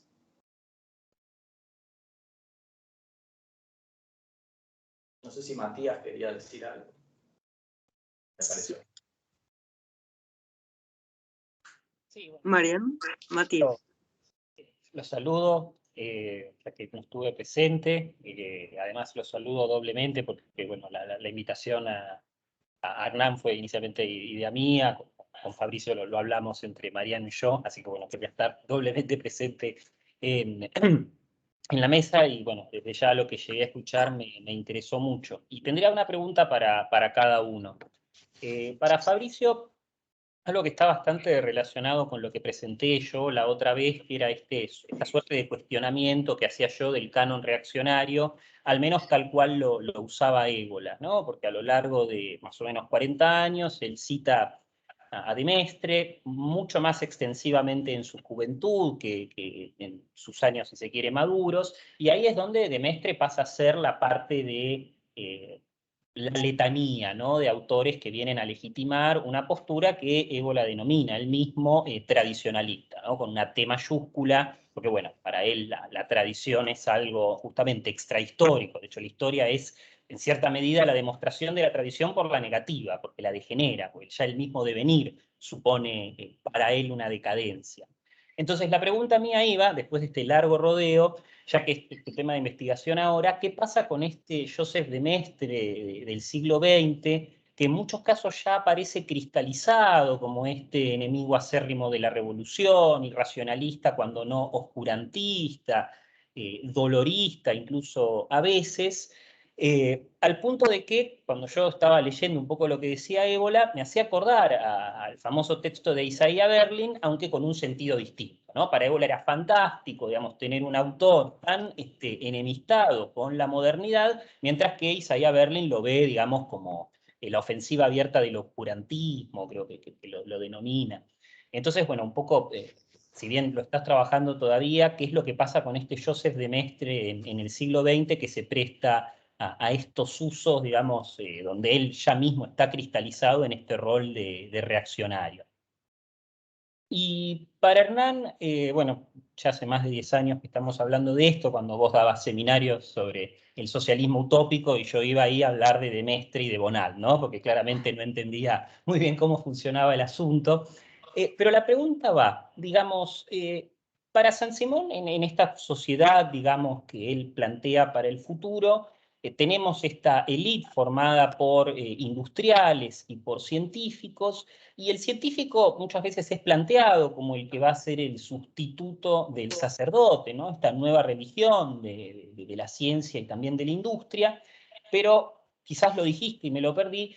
¿Qué es lo que pasa con los filósofos? Porque no habla de Mestre de una élite de filósofos, sino que son científicos.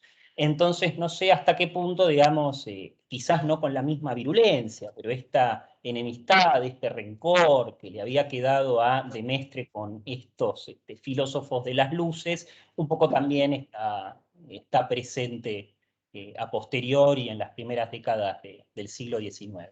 Pero bueno, para cerrar desde ya, muy buenas las dos presentaciones. Bueno, muchas gracias por la pregunta. Al momento, obviamente, en el que uno plantea un concepto, una definición, todo como que se reconfigura a su alrededor y uno a veces como que paga un precio por esa reconfiguración. La etiqueta de Mestre como reaccionario, bueno, ha quedado, digamos, ahí uno puede hacer un rastreo de la historia conceptual. Sí, se lo toma como antimoderno. Eso también me parece que es una pregunta que es perfectamente discutible. No sé, ¿dónde uno planta la bandera de la modernidad? Digo, no sé, por ahí esto Mariano puede decir mejor, pero ¿el estilo literario de Mestre es moderno o es antimoderno? La idea o la importancia que le otorga de Mestre al consentimiento o a la opinión al momento de fortalecer la soberanía, que eso también está, ¿es moderno o es antimoderno? ¿No? Entonces hay un montonazo de aspectos, su cierto liberalismo económico, su ayornamiento en pos de no sé, actualizar burguesamente la propiedad, ¿es moderna o es antimoderna? Bueno, si yo planto la bandera en los lugares convenientes, va a quedar del lado del antimoderno. Por ejemplo, si yo digo que la modernidad política es legitimidad por abajo, es decir, legitimidad democrática, como diría Hermann Heller, bueno, me queda del otro lado. Siempre hay como, uno puede hacer con la modernidad el juego que quiera para que te quede el autor donde quieras que te quiera, digamos, ¿no? Oscurantista no es, pero no me parece ser oscurantista, pero es peligroso, digamos, ¿no? Pensar el mundo como lo piensa de Mestre es peligroso, digamos. No es lindo, no es bello, pero es irracionalista tampoco me parece que sea, que depende en qué sentido, ¿no? Digo, si irracionalismo es exaltación de los elementos irracionales, no. Lo que sucede es, me parece, en Demestre una cosa más del tipo de zapatero a sus zapatos, ¿no? La razón no puede, o la razón en términos del racionalismo, no puede aplicar a política. En política aplican las costumbres, ¿no? Ciertas identidades, el plan divino, la misión de los pueblos, etc. Entonces, zapatero a sus zapatos. Investigar científicamente está perfecto, usan la razón para eso, ¿no? Entonces, otro aspecto moderno, ¿no? Es decir, avalar la ciencia moderna, ¿no? ¿Es moderno o es antimoderno? Si uno mira los autores que cita de Mestre y los enlista y ve las menciones que hacen cada uno, y es la biblioteca que yo tengo acá que me enseñaron en la facultad, digamos, no sé, Maquiavelo, Hume, digo, Rousseau mismo, Voltaire. No es que es una obra que está plagada de San Agustino, de Santo Tomás. Por supuesto que hay un montón, y ese es un tema re difícil en Demestre, porque es súper, no sé, súper complicado, pero citas hay de todo, ¿no? Entonces, bueno, por sus lecturas, ¿es moderno o es antimoderno? ¿No? Entonces, yo no creo que sea irracionalista en ese sentido, ¿no? En el sentido de exaltación de los elementos irracionales de la conducta, porque además el conservadurismo siempre le tiene miedo al ser humano, ¿no? Si el ser humano puede usar su conocimiento limitadamente, mejor. Si puede usar sus pasiones limitadamente, mejor. Si puede usar su fuerza limitadamente, mejor. Siempre hay otra entidad o otra impersonalidad que lo va a saber hacer mejor. ¿Qué más? Bueno, esto de enemigo de la modernidad. Yo entonces creo, esto también es como una hipótesis, yo, bueno, lo tiro al aire porque la discusión es tan amena, tan laxa y respetuosa que nos podemos tomar esos atrevimientos de tirar cosas. Yo creo que el conservadurismo, de hecho, es, y de Mestre incluido, lo otro del totalitarismo. Yo creo que es exactamente lo contrario, es su opuesto conceptual. Su opuesto conceptual, ¿por qué? Porque el totalitarismo implicaría, digamos, pienso con Lefort, esta omnisciencia o omnipotencia de la naturaleza humana, de las capacidades humanas, para barrer limpiamente con todo, y el conservadurismo implica lo contrario, acompañar humildemente, prudentemente, procesos impersonales que custodio y cuyas huellas yo voy mirando en el pasado. Si uno planta entonces la bandera respecto de quién dirige el proceso totalitario o proceso conservador, le sale una oposición conceptual. Bien, bueno, lo último que era esto, oscurantista no me parece que sea. Mariana el otro día comentaba, digo, tenía la mejor biblioteca de Europa, digo, qué sé yo, tenía sus diferencias incluso con la Edad Media, elogiaba la ciencia moderna en muchos aspectos, en fin, digo. Así que, bueno, justamente, es uno de los problemas de la etiqueta de reaccionario, porque si por reaccionario los libros van a entender querer volver atrás, obviamente que uno va a quedar como un tonto. Imagínense que ustedes escriben algo y le dicen, bueno, esta es la persona que quiere volver atrás cuando es inevitable volver atrás. Bueno, no te va a leer nadie, digamos, ¿no? ¿no? Uno queda como estigmatizado en la historia, ¿no? Es difícil que uno desempolve esos libros para leer a alguien que quería volver atrás en los regímenes. Entonces, un poco desembarazarse de la idea de reaccionario implicaría por parte del investigador, me parece, no encarar un estudio de plano con ciertos prejuicios. ¿Qué prejuicios? Que cada vez que llamamos reaccionario a un autor, estamos presuponiendo una filosofía del progreso que, primero, la hicieron los enemigos, y segundo, implica un adelante y un atrás que determinaron precisamente los ilustrados. Eso nada más, gracias. ¿Había otra pregunta de Boris? Sí, le he hecho una pregunta a Hernán sobre Saint-Simon y los filósofos. Sí. Bueno, sí,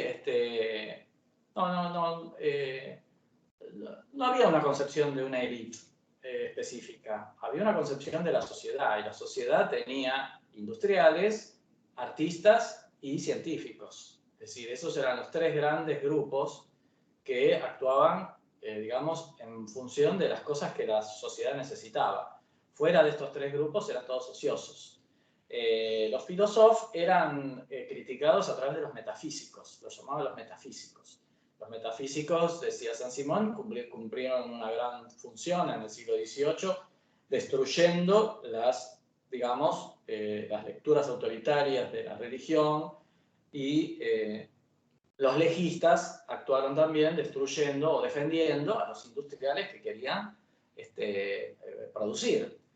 Pero metafísicos y legistas se apropiaron de la maquinaria del Estado y en ese sentido no dejan avanzar a la sociedad industrial. Recién la sociedad industrial va a avanzar cuando los industriales mismos, no legistas y metafísicos, no esos especies de representantes, cuando los mismos industriales ocupen el poder, vamos a decir así, o la maquinaria del Estado, y desde ese punto de vista el Estado y la nación se van a consustanciar con los industriales, y por eso el Estado va a dejar de tener sentido y se va a ir extinguiendo paulatinamente. Sobre la religión no hay, digamos, tendrían que ser, no sé si existe la idea de que haya sacerdotes de algún tipo. En la religión, en el nuevo cristianismo no se lo plantea. Me planteas ahora la duda. Evidentemente, Enfantin era el padre religioso de la religión sansimoniana, así como Basart era su padre político, pero no había una categoría de decir, bueno, va a haber gente que se va a dedicar solamente a eso y por lo tanto serían industriales, porque la religión es algo necesario para la sociedad. Desde ese punto de vista, me parece que no hay una teoría de una élite que tenga que manejar la sociedad, y muchas veces se ha dicho que Saint-Simon era o tecnocrático, o cientificista, o racionalista, y que desde ahí se haría una especie de dictadura racional sobre la sociedad, pero eso es la visión de los liberales, ¿no? La visión de los liberales es esa, digamos, no coincide con lo que ellos proponían desde un punto de vista más concreto y más matizado, me parece a mí.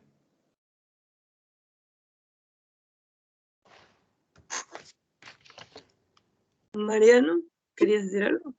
Me pareció. Sí, no, yo quería decir, primero, en relación a la categoría tan problemática de antimodernidad, que me parece que es una categoría súper problemática, pero para mí hay que pensarlo sobre todo en el uso restringido estético, ¿no? Digo, me parece que es donde rinde más esa categoría, es decir, como una, que es lo que dice Compañón, o sea, es la entrada y la salida constante, digamos, de la modernidad que nosotros encontramos, digamos, en Demestre, ¿no? Esta cosa de, digamos, que todo el tiempo parece citar, viste, todo el tiempo toda esta retórica súper racionalista que el tipo tiene, y de golpe empieza con la polémica mucho más acerba y mucho más fragmentaria, ¿no? Esto de escribir a quemarropa que él decía.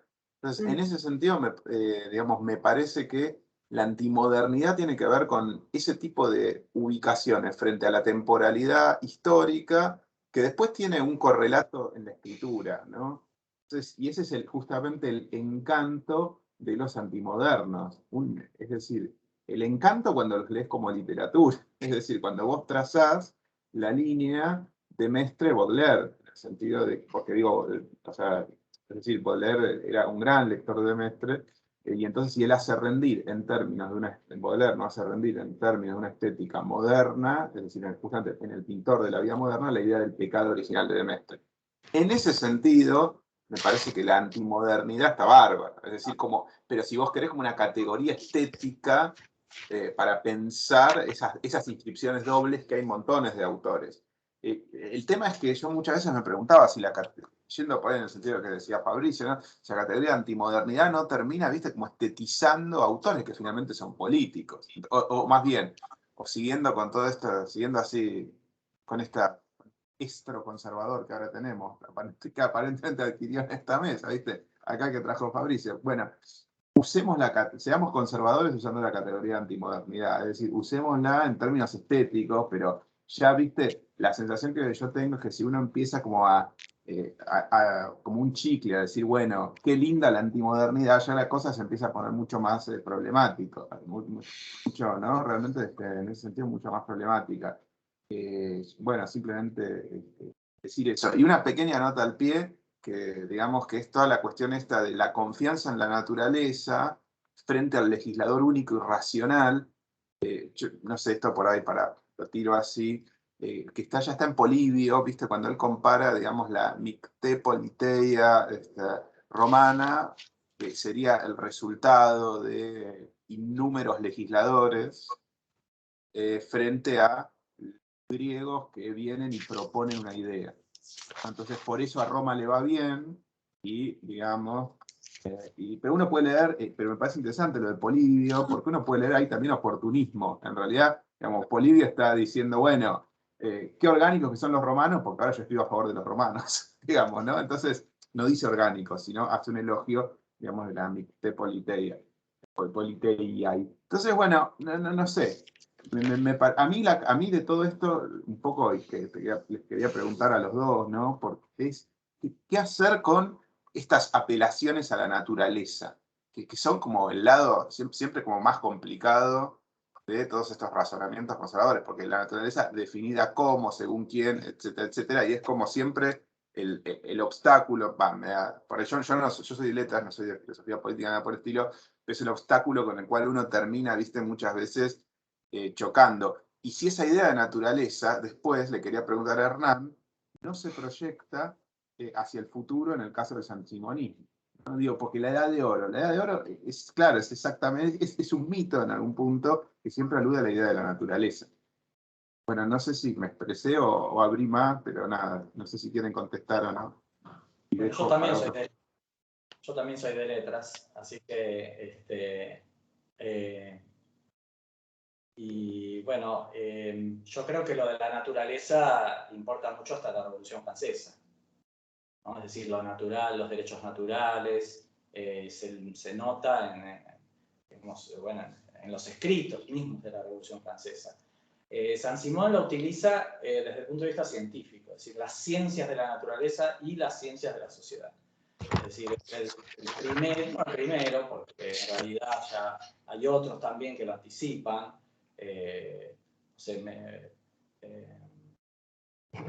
incluso Condorcet mismo, pero digamos que Saint-Simon dice que las ciencias de lo social, las ciencias del hombre, se tienen que erigir sobre las ciencias de la naturaleza que ya están desarrolladas.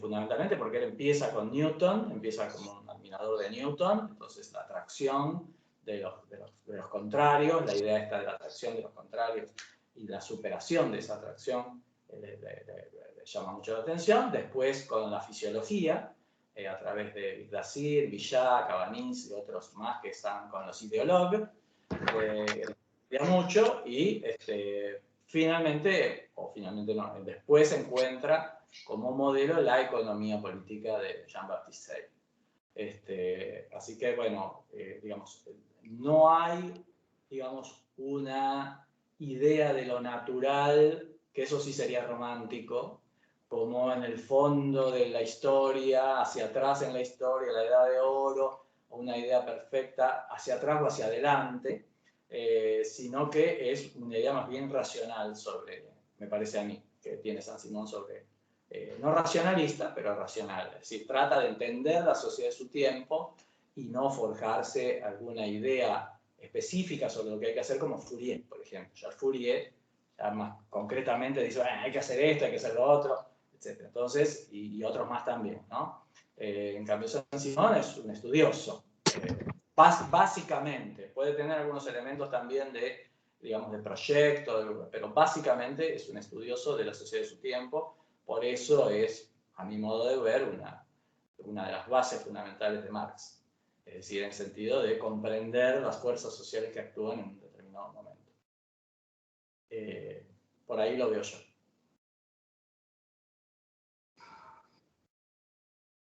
Bueno, algunas cosas muy breves que se me ocurren a partir de las intervenciones. En mi trabajo, y trato en general de hacerlo, en otros trabajos menores también, cuando hay conceptos que de alguna manera se comen lo que vos querés decir, como puede ser el de modernidad, ideología, conceptos que si uno va a encargar, por ejemplo, a veces una tesis, si los puede evitar, por ahí mejor, porque te comen, no sé, 100 páginas de la tesis. Y me parece que en estos temas, dado que por lo menos en nuestra parte del mundo están poco trabajados, etcétera, creo que uno puede ir directamente al objeto, tratar de no obstaculizarse contestando si es moderno o si es antimoderno, porque la verdad es que creo que tienen un pie en cada lado, ¿no? Y siempre dependiendo de dónde, ¿no? Porque, qué sé yo, no sé, digo, Bonal, la escritura de Bonal, por ejemplo, es como hiper diferente de la escritura de Demestre y tiene ese aspecto del racionalismo temprano, ¿no? De Karl, Leibniz, etcétera, que también es raro. Entonces, como que podemos encontrar contrarrevolucionarios de distintos estilos, ¿no? Y que tienen pies distintos en la modernidad y en la antimodernidad, incluso en asuntos diferentes, tal vez. Entonces, toda esa nebulosidad, tal vez uno la salta a la valla y va directamente al objeto, por lo menos fue la estrategia que yo seguí, que por supuesto tiene también sus problemas. Después, en relación con lo que vos comentabas de Polibio, bueno, ahí yo tuve que tomar una decisión en un momento en mi trabajo, que era qué quedaba como antecedente del pensamiento conservador y qué no. Uno visita los textos o la manualística conservadora y cada uno tiene un candidato distinto, ¿no? Algunos dicen, bueno, Berg, Richard Hooker, otros dicen, no sé, Antoine de Rivarol sería el primer contrarrevolucionario, hay quien dice incluso de Demestre. Entonces, ¿cómo hacemos un corte? ¿No? ¿Dónde ponemos ese corte para que quede lo otro como antecedente? Lo que yo elegí es, en el momento de la Revolución Francesa, este asunto que divide conservadores del resto se vuelve el centro decisivo del conflicto político.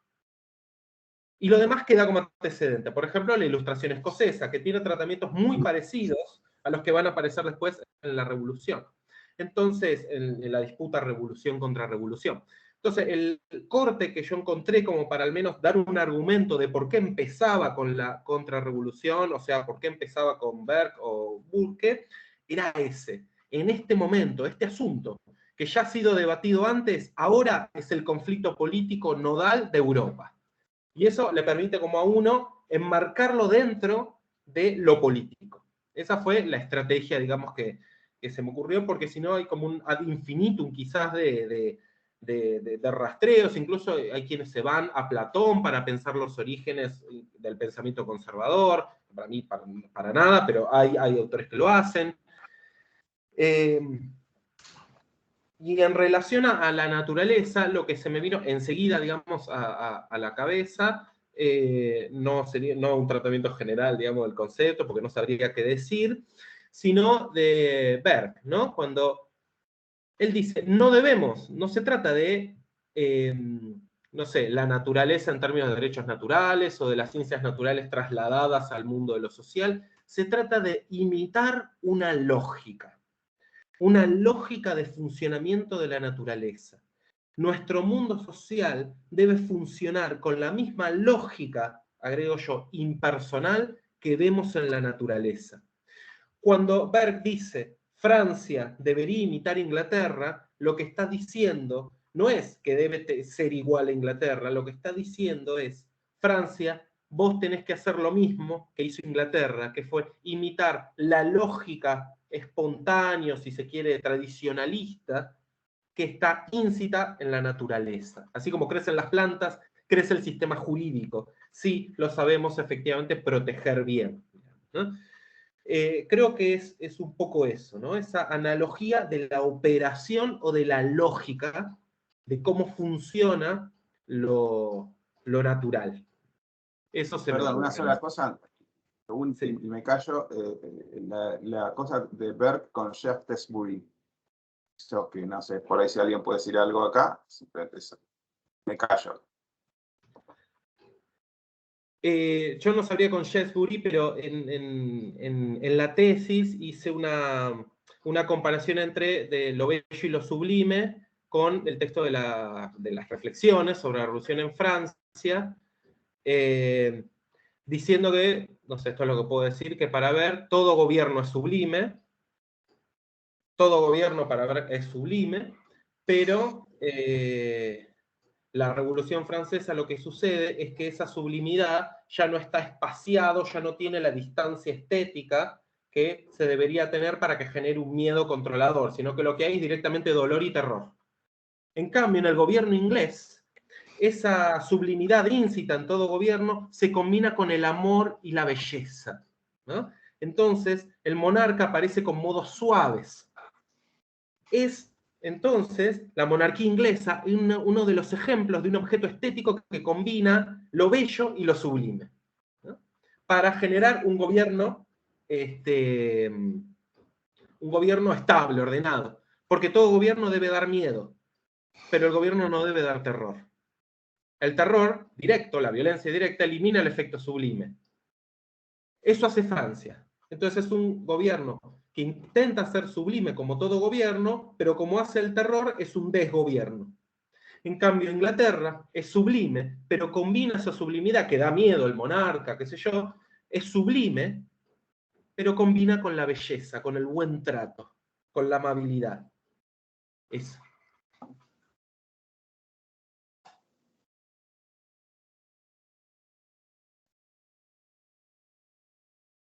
Yo meto un mínimo bocadillo simplemente dirigido a Fabricio, quizás porque digamos, terminamos más o menos al mismo tiempo tesis sobre temas más o menos parecidos, pero no sé si fue tu experiencia, digamos, cuando uno se acerca a leer estos autores que tienen el mote de malditos, de prohibidos o de peligrosos. Yo me acuerdo que al menos eso me decían a mí, ¿no? Como que leer a Spengler, a Junger, bueno, o algunos otros, bueno, son peligrosos.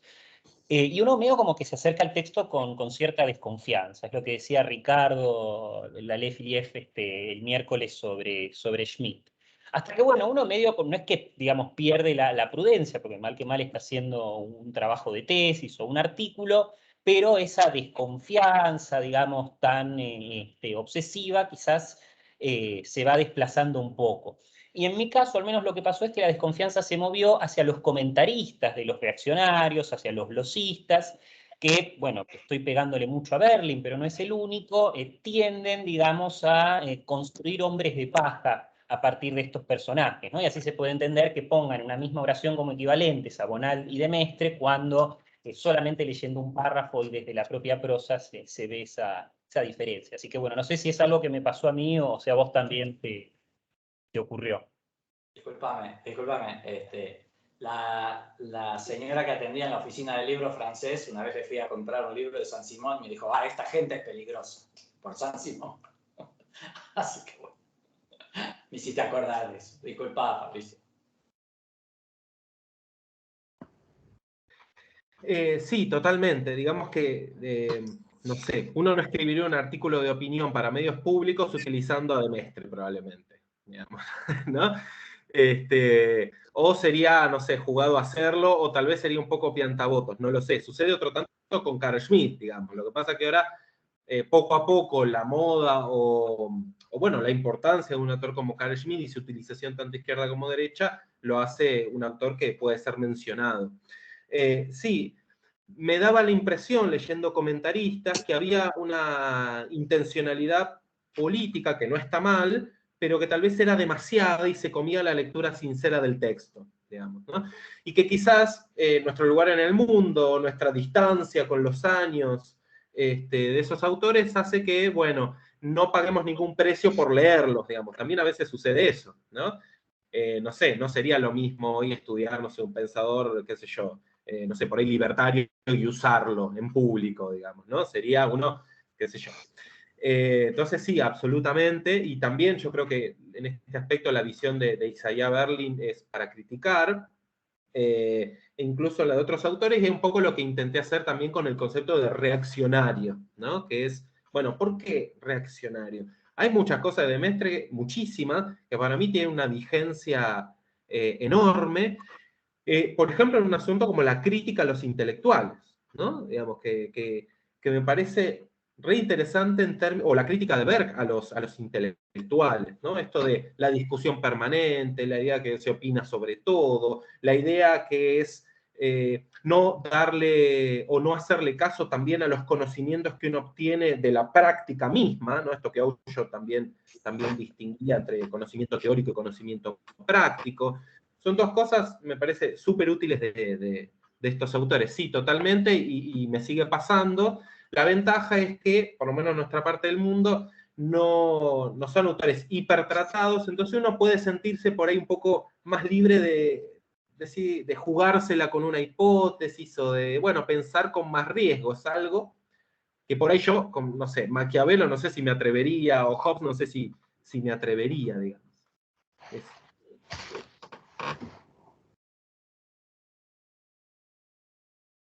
Perdón, yo creo que Carolina quería decir algo sobre el semestre, o bueno, Sí, si eso no, pensaba yo, pero bueno, si no bueno, queda Carolina, se manifiesta, sí. Estás muteada, estás muteada, estás muteada. Siempre se me olvida. Era solamente alguna pequeña reflexión acerca de lo que decías sobre la idea de la naturaleza, que en el caso de Mestre, bueno, yo lo estudié desde el punto de vista de la historia y se ve claramente en los ensayos sobre Rousseau y sobre todo en De l'état de nature, ¿verdad? Que hace una especie de historicización y divinización de la naturaleza, es decir, dice cuando la gente hoy en día se refiere a la naturaleza, en realidad se está refiriendo a Dios, ¿verdad? Porque cuando dice, y empieza a hacer un estudio filológico de cómo se utiliza la palabra naturaleza en francés. Y decimos, por ejemplo, que la naturaleza es la que hace crecer a los niños. Y entonces, o decimos que la naturaleza es lo que causa las enfermedades, ¿verdad? Entonces, él dice, bueno, esa fuente de la vida, esa fuente del cambio y de la creación, ¿verdad? Que está denotando la lengua francesa al emplear la palabra naturaleza, en realidad no es más que Dios. Lo que pasa es que hoy en día, como nos hemos vuelto tan ateos, pues ya no nos atrevemos a mencionar a Dios, entonces pues hablamos en vez de la naturaleza. Y la otra cosa que dice también es que la naturaleza es la generadora, ¿verdad?, del cambio. Y ahí yo veo cómo él empieza a pensar en la fuerza motora de la historia. O sea, lo que él empieza a decir es la fuerza motora de la historia la tenemos todos dentro, ¿verdad?, porque somos criaturas de Dios. Y la naturaleza está siempre cambiando, la naturaleza nunca es la misma, no hay ni un día que sea igual que el siguiente, ¿verdad? Incluso el cielo cambia, las nubes nunca son las mismas. Entonces, historiza la naturaleza y también la diviniza. Lo que está diciendo es, no llega al panteísmo, obviamente, ¿no? Pero pienso que también son reflexiones que probablemente le inspiraron en parte sus años como masón. Y nada, era solamente eso, que está reaccionando, está respondiendo a la idea de la naturaleza que presentan los deístas, ¿verdad? Como una naturaleza bastante atemporal, una naturaleza racional, una naturaleza calma, ¿verdad? Y está proponiendo una naturaleza constantemente en cambio, generadora de la vida y totalmente divinizada. Eso es lo único que quería decir. Gracias. Ahora vamos a seguir a las 6. Gracias. De nada. Bueno, no sé, ¿quedan más preguntas, comentarios?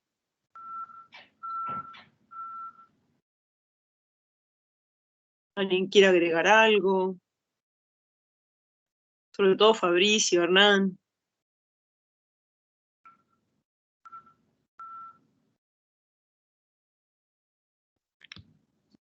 Ciprián.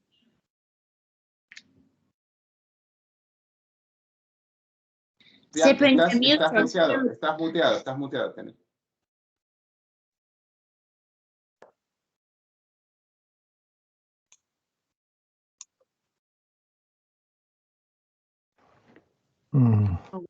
Ahí está, perfecto. Okay.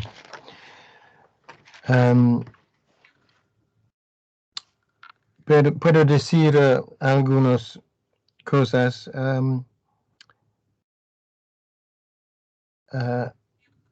He muy apreciado las conferencias. Creo que la providencia es muy importante en Mestre. Mestre es un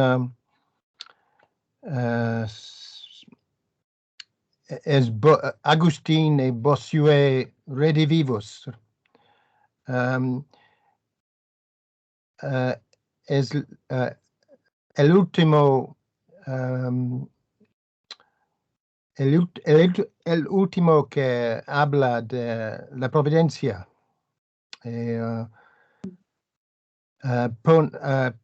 Pone la revolución en contexto de la historia cósmica.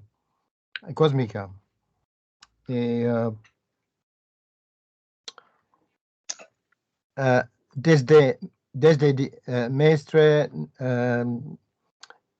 esta idea desaparece de la cultura europea. Y una observación sobre Saint-Simon. Yo trabajo ahora sobre el Holocausto y los nazis. Creo que la idea en Saint-Simon de cooperación entre los trabajadores y los productores, los industriales, es muy importante. Es antimarxista. Y creo que esta idea era muy importante en Germania. Y desde la primera guerra, traducciones eran traducciones de Saint-Simon, y los nazis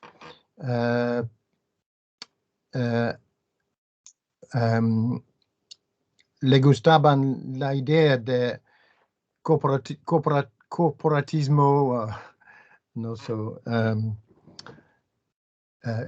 cooperación entre trabajadores y industriales, no antagonismo.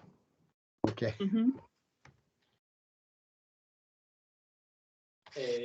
Sí, efectivamente, perdón, no sé si tomaba la palabra. Efectivamente, no, adelante. Venga, para. Hay una idea corporativista en Saint-Simon, ya en su primer librito, Cartas de un habitante de Ginebra, donde dice que, bueno, los hay que constituir un comité, los matemáticos tienen tantos representantes, los físicos tantos representantes, los industriales. Es decir, la idea de que las fuerzas sociales están representadas directamente, eso lógicamente es una idea corporativista, se vuelve a expresar más adelante, en cierta manera, por ejemplo, de la reorganización de la sociedad europea de 1814, donde también plantea un parlamento de 3 cámaras, ¿no? Donde, bueno, también los artistas van a ir a tal cámara, los industriales a tal otra, los inventores, etc. Hay una cierta idea corporativista que obviamente es democrática, en el sentido de la democracia de un voto, una persona, ¿no? Está ensayando de qué manera reorganizar la sociedad. Por supuesto que desde ese punto de vista también es antimarxista.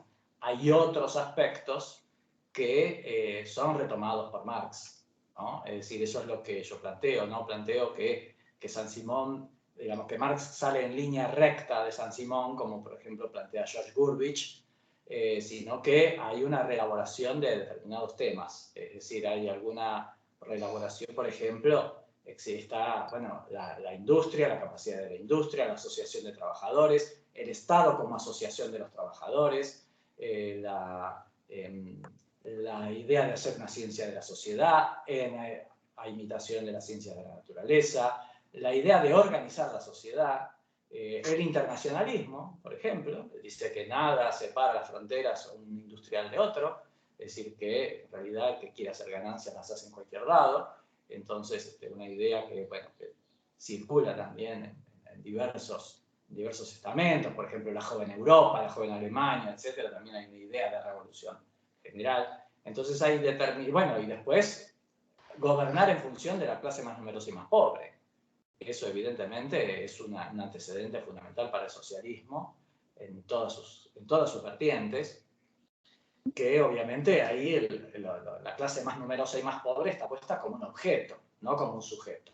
Eso es lo que cambiará en Marx y en muchos otros socialistas, ¿no? Pero de todas maneras ese es el comienzo. Frente al descuido absoluto que presentan los liberales de las masas populares y de la pobreza, y entonces, bueno, la idea de Saint-Simon obviamente anticipa en ciertos aspectos el socialismo de Marx y de otros socialismos. También está el libro de Christophe Projasson, que se llama Saint-Simon o el anti-Marx, donde lo que él hace es un análisis de cómo Saint-Simon fue utilizado contra Marx en distintos momentos políticos. Es decir, cada vez que había que discutir el marxismo en el seno del socialismo o en los gobiernos liberales, se le usaba a Saint-Simon en algún aspecto contra Marx. Pero bueno, eso también es otra visión.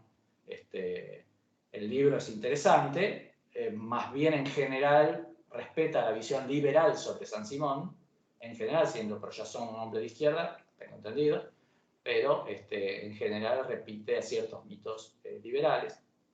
Y bueno, yo creo que hay cosas para un lado y para el otro.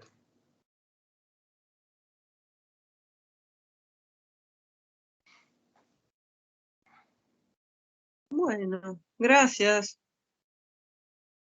¿Cómo vamos?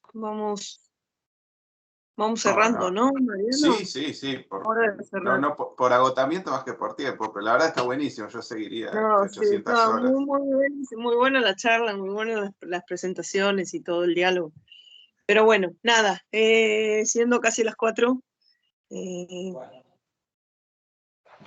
les agradecemos y les felicitamos. Muchas gracias a todos también. Muchas gracias por la invitación. Y bueno, creo que hay otra sesión, ¿verdad? Después, más tarde. A las 6, sí, Ujú. a las 6 vamos a hacer una charla con los textos de Carolina sobre semestre. Va a ser más un diálogo directo que una presentación. Así que por supuesto, vénganse todos y discutimos. Bueno, apago la grabación, entonces ya puedo sacarnos del aire. Chao, hasta luego.